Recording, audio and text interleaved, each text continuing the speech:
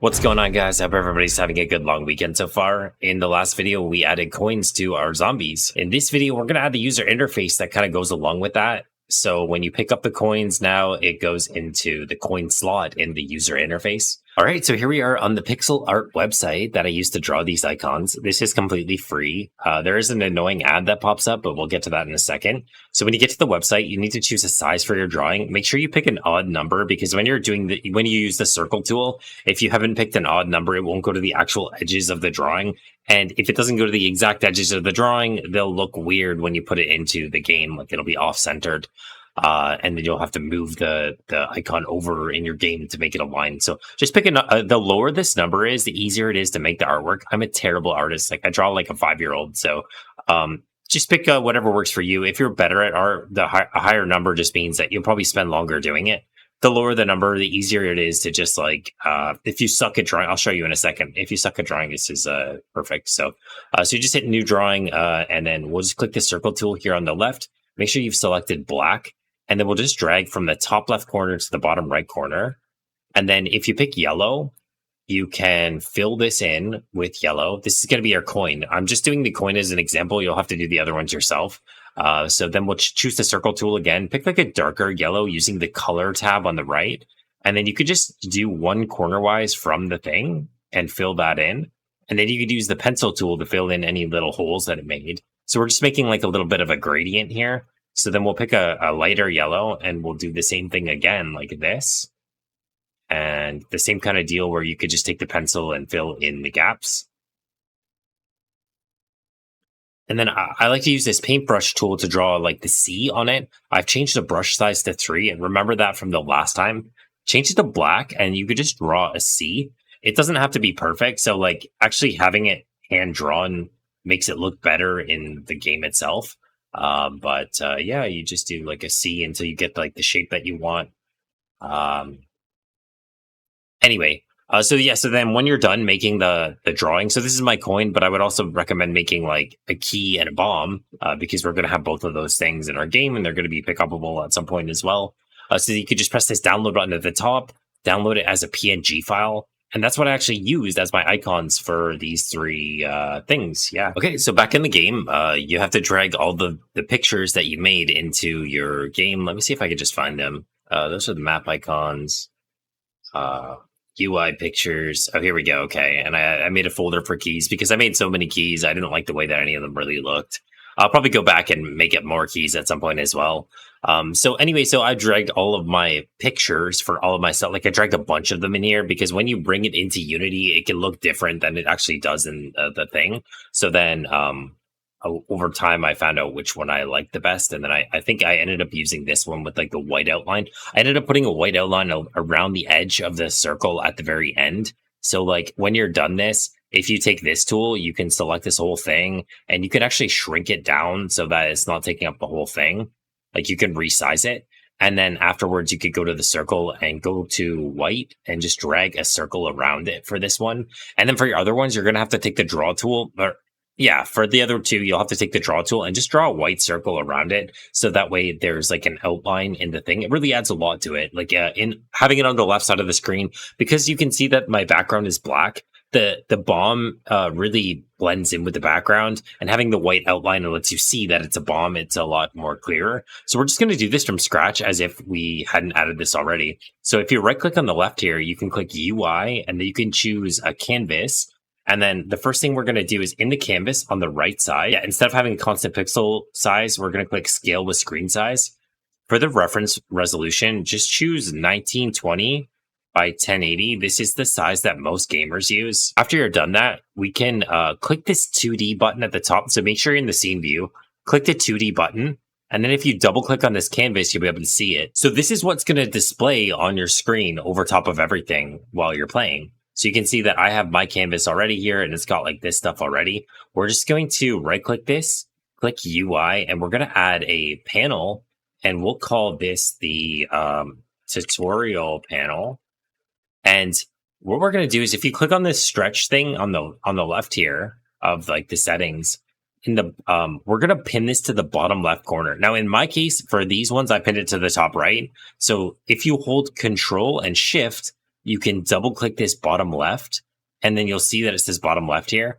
And then we just want to resize this so that it's taking up like the appropriate amount of size in the bottom left corner. This is just a reference. You don't actually need this panel at all. You could just put the items directly in there. But I like having the panel so I can resize it and move it around after the fact. So if it's inside of a panel, you could just drag the panel and the space between the text and stuff will all stay the same. So then we're going to take the background and we're going to turn off the alpha so that this panel is not visible. We're just using this so that we can resize it. Then we're going to take the width. We're going to set the width to 500 and the height is going to be 200. And just pick even numbers just because I have OCD.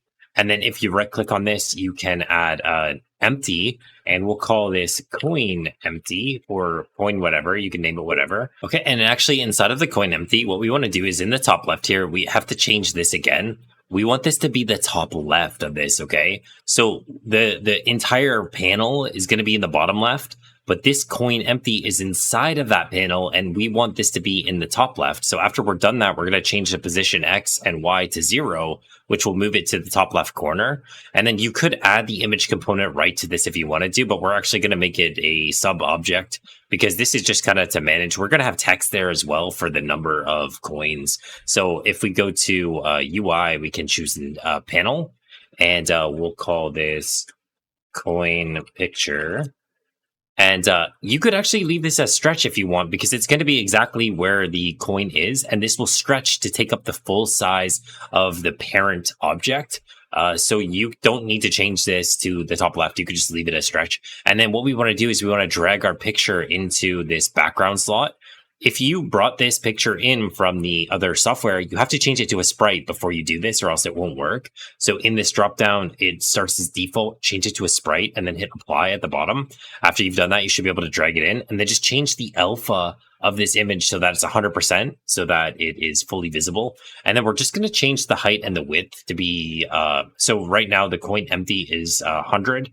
We want to make this 50 by 50. You could make it 33 by 33 if you want to. That is the exact size. And then we just want to move this maybe 5 from, I mean, I guess, so we're going to be hiding this background, so you don't actually need to move it down from the top. But if you weren't hiding the background, you could do like -5 in the Y to move it down a little bit. All right, so this is where we're going to add the text for like the numbers. I've downloaded this font from the internet. It's completely free. This is the actual font that they use in the game, The Binding of Isaac. It's like kind of like a pixely looking font. It looks really, really good. And it's very good for like games and stuff. So you just you can go to dafont.com/upheavalfont, and you can press download here on the right. And after you're done downloading it, you just need to drag the font itself after you've extracted it because it comes zipped. You can download this and just drag it into a folder at the bottom here. After you've dragged it down here, if you right click on the font itself, you can create a TextMesh Pro font asset. And you can rename this if you want to. I'm not going to. And then in the coin empty here at the top, you can right click and add a UI TextMesh Pro. And we'll just call this TXT coin. And the same kind of thing applies where we need to put it in the right spot. So if you click on this, you can just anchor this in the top left. And the coin empty is, so we're going to have to move this over 55 probably. So just you can move the X over until it's a comfortable distance and then just change it to like a rounded number. So like 65 maybe. And then in the text, we're just going to change this for now so that it looks like it's going to look. So change this to like X00. And then so you see this defaults to Liberation, which honestly, that looks terrible. Like look at the difference, right? So if we click back on it, we can drag this new font asset that we just made into this slot. So the default of this is actually kind of ugly. So if you look at the one that I have, there's like a black outline, but this one doesn't start with that. It's just completely white and it's not as visible. So if you go down, like if you scroll down on this, there is a outline option right here, and you could just turn up the thickness until it has like the black outline. You could just like mess with these settings. There's lots of font settings. You could also do like a drop shadow or something like that, which might look really cool. And you could center this and center it that way as well. And then just make this smaller so that it exactly fits in the middle of this. And then this could like go over more, probably like that, directly to the edge of this. Yeah. So after you're done that and you've added this and it looks good to you, you can just take the coin empty and press Control D twice so that you have 2 more copies of it. And this is what I meant by putting it in empty helps, because you can actually move it down. So if you take the position Y and you move it down, all of the things inside of this will be moved down at the same time. I would just move it down a round number, so like -60, which means the other one will probably be like -110 or something. So let's just drag this down to 110. Nope, it's 120 or something. I don't know, -120 maybe. Just make sure that they're exactly spaced apart properly. And so we'll just rename these. So this will be key empty, and this one could be bomb empty.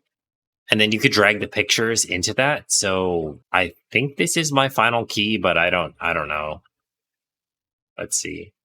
Oh, we'll have to rename this as well. So this is named key picture and txt key. And then we can name this bomb picture and txt bomb. And then, so then in the key picture, just drag in your key picture. And then in the bomb picture, you can drag in your bomb picture. So then after we're done this, we're just going to take this tutorial panel and we're going to turn off the background again so it's not visible. And like I said, like you can just drag this around wherever you want.